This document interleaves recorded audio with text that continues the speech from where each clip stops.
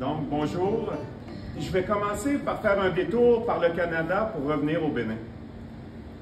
2024, c'est une année importante pour nous au Québec, à l'UPA, parce qu'on fête les 100 ans de l'Union des producteurs agricoles du Québec. Quand vous nous voyez arriver ici, quand vous voyez arriver des producteurs ou des productrices qui viennent collaborer avec vous, vous voyez surtout les succès qui nous ont précédés.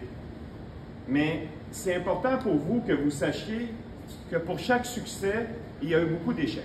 Ce sont ces échecs qui ont construit les succès. C'est un peu comme, et là je reviens un peu sur les terres africaines, un proverbe qu'on m'a déjà dit, c'est une calebasse tenue à plusieurs mains se salit mais ne se brise jamais. Donc l'important dans les échecs, c'est de maintenir quand même cette calebasse bien haut à plusieurs mains. Elle peut se salir, mais au moins on s'assure qu'elle ne se brise pas dans l'optique ou dans l'objectif qu'on puisse un jour en faire une calebasse bien belle.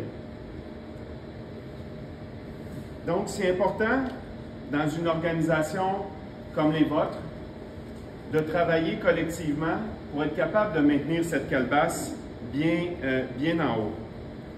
Et si on fait une comparaison, ou si on fait un parallèle plutôt entre ce que vous faites, vos organisations, et quand on regarde les 100 ans de l'Union des producteurs agricoles au Québec, ce qui ressort, c'est clairement l'engagement des membres dans leur service collectif. Et ça, pour nous, vous avez sûrement remarqué à travers les formations, à travers l'appui qu'UPADI donne, au-delà des techniques, au-delà des outils, au-delà des guides, ce qui ressort le plus, dans ce que nous, en tout cas, on veut faire ressortir le plus, c'est réellement un engagement de tous les membres dans leurs organisations paysannes. Et il faut savoir que ce que vous êtes en train de faire dans le cadre du programme, du projet Femmes Winou et FO4ACP, à travers les clubs conseils, c'est toute l'amélioration des services conseils au sein des organisations. Et comme je le disais tout à l'heure, nous, on arrive ici avec nos histoires à succès, mais au Québec, ça fait depuis 1968 qu'on travaille sur la mise en place de ces services conseils.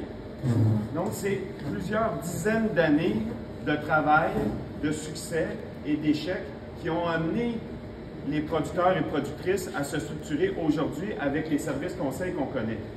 Donc, pour cette journée bilan aujourd'hui, comme le représentant l'APNOPA l'a dit, c'est important aussi de mentionner les difficultés, les échecs, mais aussi de mentionner les bons coups.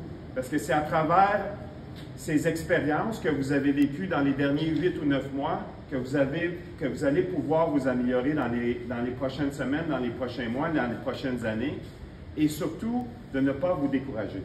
Je pense que c'est ça qui est important pour nous, que vous sortiez d'ici avec l'engagement, comme je le disais tout à l'heure, l'espoir, mais pas le découragement.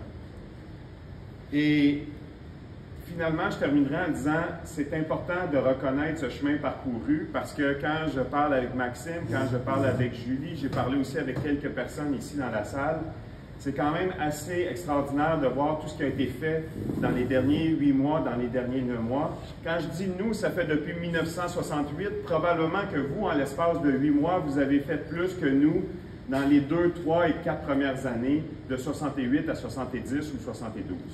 Donc, je vous souhaite une bonne journée bilan. Encore une fois, merci beaucoup d'être présent ici aujourd'hui. Puis, je vais écouter attentivement les échanges que vous allez avoir durant toute la journée. Donc, merci et bonne journée à tout le monde.